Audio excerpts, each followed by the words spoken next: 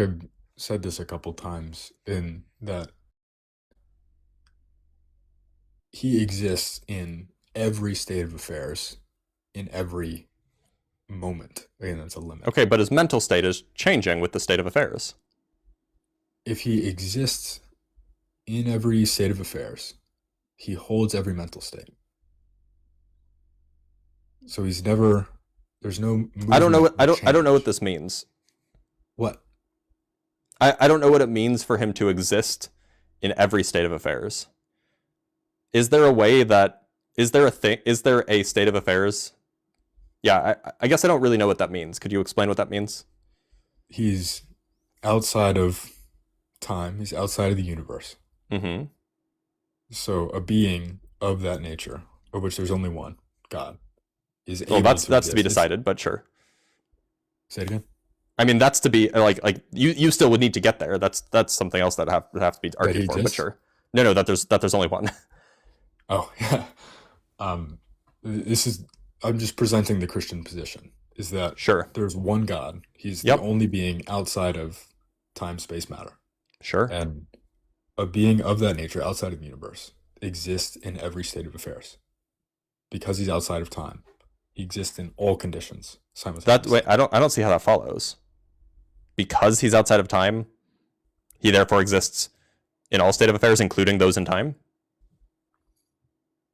I think that's by necessity true. I mean, he How does that follow at all?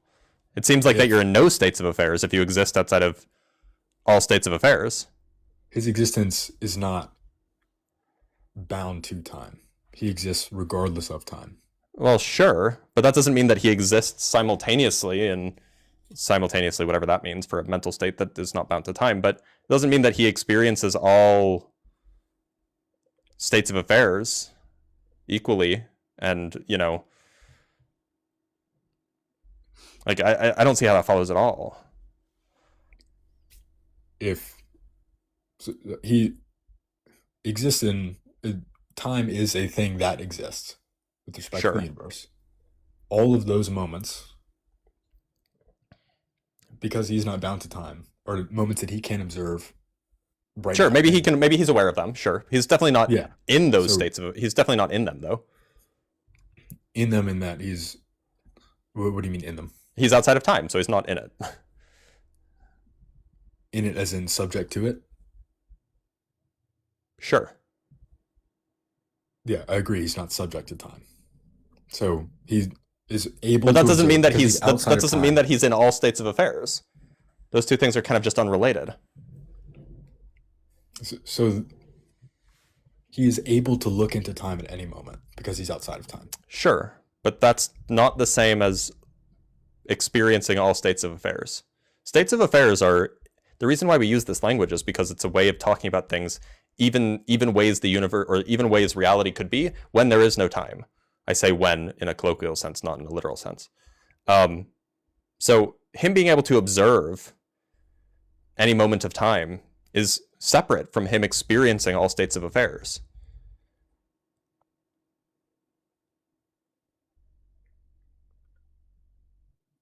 All states of affairs, meaning in like Includes any state non-temporal that. ones. Say it again. States of affairs include non-temporal ones. So any condition that the universe could be in, Any or any condition universe could be in. any condition that the sum total of reality, whether or not there's a universe, there's still reality. I imagine you believe, because Yeah. God existed and God is real in your view. Uh-huh. Yeah. Um, but it seems like that the state of affairs. It seems like it's not the case that just because God can observe any moment of time means that he exists in all state of affairs, or rather that he experiences all state of affairs, unless there is some. Yeah, because if God experienced all state of affairs, then either his mental states are indexed to different states of affairs, and the state of affairs are obviously different from each other, so there's a change between states of affairs, in which case God has a change in his mental states. Or God's mental states are not indexed to states of affairs, and then God cannot hold two mutually contradictory mental states simultaneously. Now you want to say the first one, which is that God's mental states are indexed to states of affairs or something like that. Which just means that those mental states are changing. They change with as the state of affairs. If the state of affairs are different, then the mental states are different. My position is that God is outside of the universe, outside of Yep, time. I know. So I'm sorry. I know this is very repetitive, but this is much more for my benefit than yours. Sorry. No, that's fine. Because he's outside of time, he's able to observe any moment of time. And I believe he's observing all moments of time at the same time, and also all moments outside of time. What does it mean to observe every moment of time at the same time? To be aware of what is happening. Well, I know what the observe means. I mean the at the same time part. If he's outside of time, then he's not limited to doing one thing at a time, because that wouldn't make sense. He's outside. But there's no time period. How is he doing anything at this at the same time is a meaningless conception. Yeah, I know. There's only we have to use because it's just look, the only way I think we can fathom it. Am I correct in understanding your view that you think that there is no meaningful way for God's mental states to be different between any states of affairs? Or no, I'm sorry. You think that the mental states do differ depending on what the states of affairs are? His observation of the universe differs. The way, like,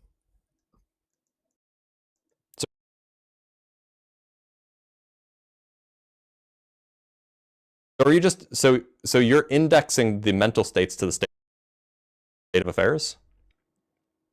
I think that's accurate. So it seems like just the state of affairs then provide a notion of time for God's mental states changing.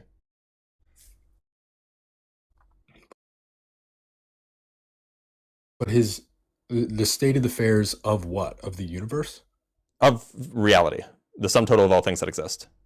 Yeah, I think that has to be, that's by necessity true.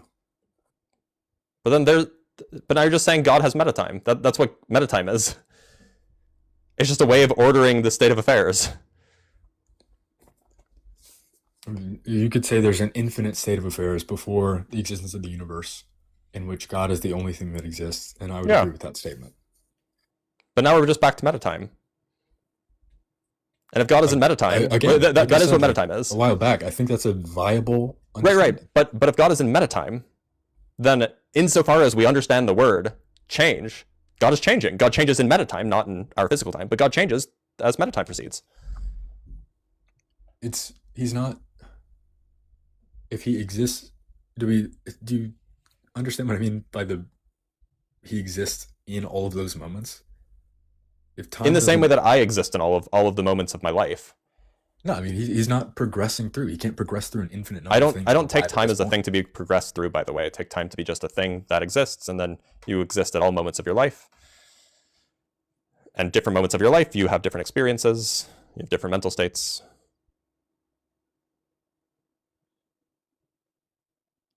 I think you are.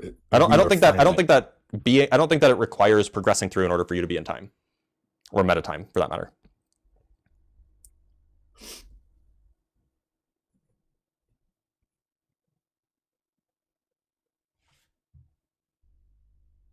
Like you can still be in time without progressing. Like you can have, like under the B theory of time at least, there just is this, like all moments of time equally exist, and those moments of time have different mental states associated with them. That's what we call temporal change. We can call it temporal progress if you want. The temporal progress is the distinction between moments of time. But I don't think that this is like an active time I don't think that this is an active thing that you're like flowing through, and God doesn't flow through it. God just exists in all of it, and we're only at a single point. I think that we're in all of it. What we call progress of time is just this kind of this distinction between two adjacent space-time events. As finite beings, we're only capable of experiencing one moment at a time. Would you agree? Kind of by definition, I would say that